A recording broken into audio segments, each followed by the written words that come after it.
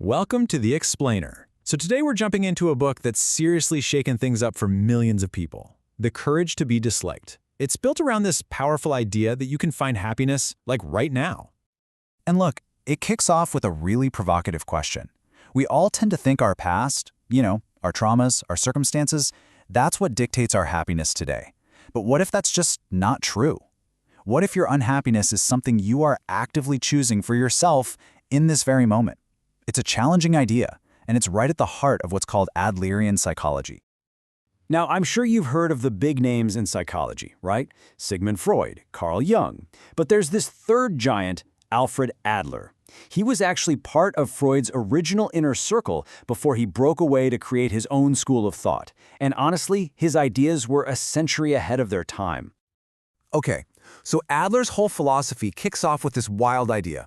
The world isn't some complicated, chaotic mess. It's actually simple. And because of that, happiness is available to every single one of us, right this second. Now, if that sounds a little unbelievable, it's because it basically flips modern psychology completely on its head. All right, so let's get right into it. We're going to start by busting the biggest myth of all, the one that Adler just completely rejects, this idea of the tyranny of the past. The belief that what happened to you before, especially trauma, is what decides who you are today.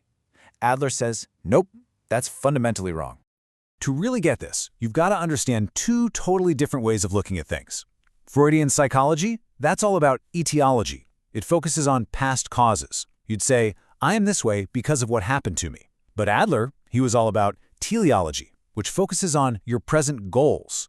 With teleology, you'd say, I am creating this feeling to achieve a goal. See? It's a total reversal.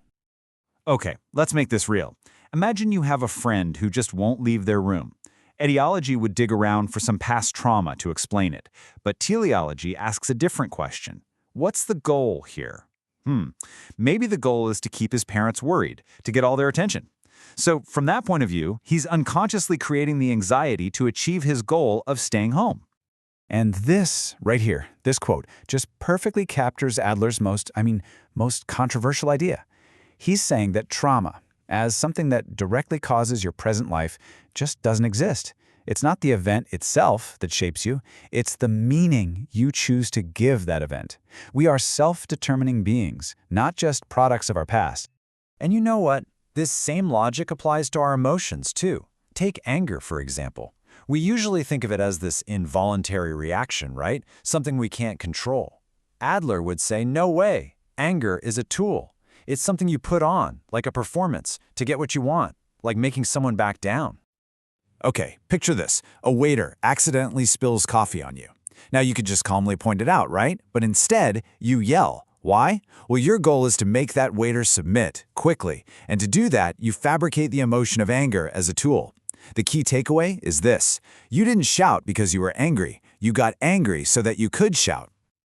Okay, so if the past isn't the real problem, and even our emotions are just tools, then where on earth do our struggles come from? Well, this leads us to another one of Adler's really radical answers. Get this, he makes this absolutely massive claim that all problems are interpersonal relationship problems. Every single one. Think about it. If you were the only person in the entire universe, you wouldn't have any problems. Feeling inferior? That only happens when you compare yourself to somebody else.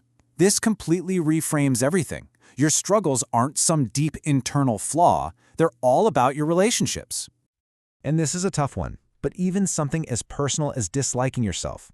Adler says that's an interpersonal strategy too. The goal? To avoid getting hurt by other people. By focusing on everything you think is wrong with you, you create this built-in excuse to avoid relationships. It's kind of tragic, really. You choose the pain you know, beating yourself up, over the terrifying unknown pain of maybe being rejected by someone else. See, this whole thing really comes down to how you view the world. Is it a competition where everyone's an enemy? In that world, someone else's happiness feels like your defeat.